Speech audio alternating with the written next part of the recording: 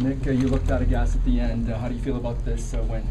Well, I was gassed at the end. That's a good reason. But yeah, I feel good about this win for sure. Court McGee's a very, very tough customer, and I knew this, that he gets stronger as the fight goes on. And yeah, that's just something you got to deal with when you fight a guy like Court. When the final bell went, how did you feel about it? What did you think was going to happen? Well, you know what? Like, I think it's pretty clear that he won round 3, but I thought that I, very slightly had a round 1 and 2. But you never know in those kind of things. When you leave it to the judges, anything could happen. How tough was it to get through that third round? What got you through that? He was on me like a big ape, wasn't he? So it was very tough to get through that round 3. He was definitely going for it. He's going for a KO. Yeah, it's just one of those things. Just keep moving, keep throwing back, and see what happens. And how much did the crowd motivate you? Man, the crowd has been incredible here in Calgary. I couldn't have done it without them. And without all the support that I've gotten, it wouldn't have been able to happen. How nervous were you going into the ring? I was not nervous going into the ring. I just, again, I trained very hard for this. Obviously, I needed to, and it worked out. Was it your game plan to stay on your feet the majority of the time? Yeah, you know what? I actually didn't plan on, getting a takedown or even going for one on Court. Court is a very good wrestler. I just didn't see that was going to happen. I mean, obviously, it's MMA. You train for it. These takedown attempts, they do happen. I mean, sometimes you're in a bad spot and you just want to get it down, right? Have you looked in the mirror? I'm looking good. I know. Obviously, you took some damage. Was there any point in the fight though where he was close to taking you out?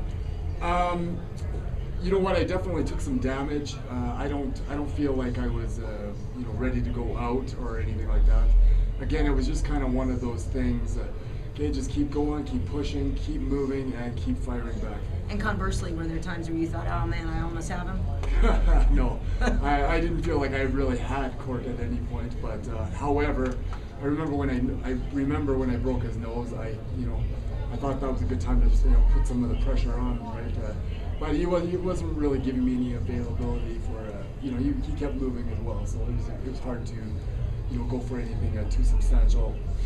You talked about in the pre-fight interviews how much you guys have both grown and changed since your days on The Ultimate Fighter. How much was Court like the old Court today, and how much was he a new Court? I felt like he was nothing like the old Court. If anything, he's just gotten stronger. More pig-headed, more, I guess more aggressive. His hands are definitely a lot stronger than back when we fought on The Ultimate Fighter. And any looks you thought you showed him tonight that he may have been surprised with?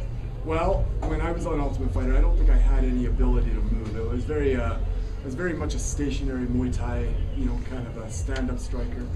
What I've added to my game is a lot better, footwork and more head movement, for sure. Could you tell us what you think you did in rounds 1 and 2 in order for you to get this decision? Well, I think it was just more or less, providing movement and.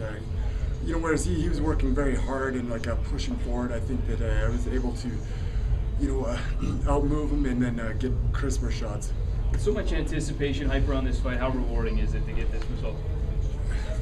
With all the anticipation that I had for this fight, for me to pick up a W on it, it's very, very, very rewarding. I can't even describe how rewarding it was.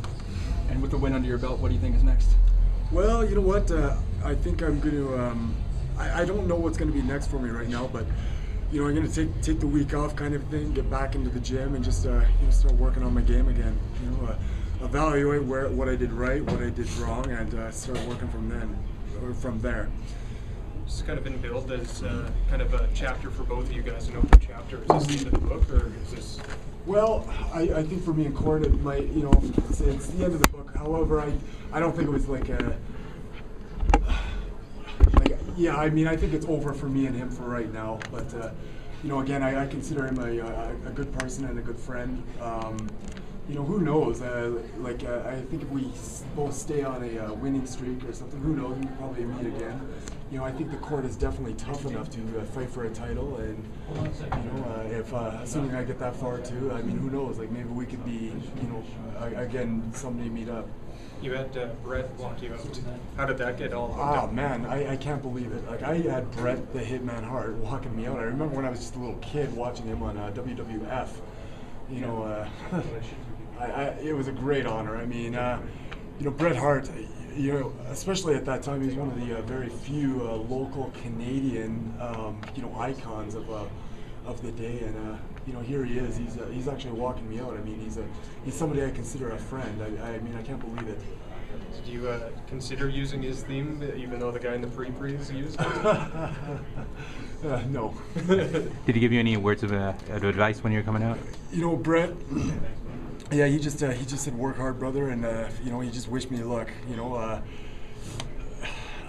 again, I mean, like the support I felt from him. I mean, he like, you know, I really appreciated having him there, and he's yeah, he's been a good friend ever since I met him. First time I met him was back in December, and yeah, he's been nothing but great with me.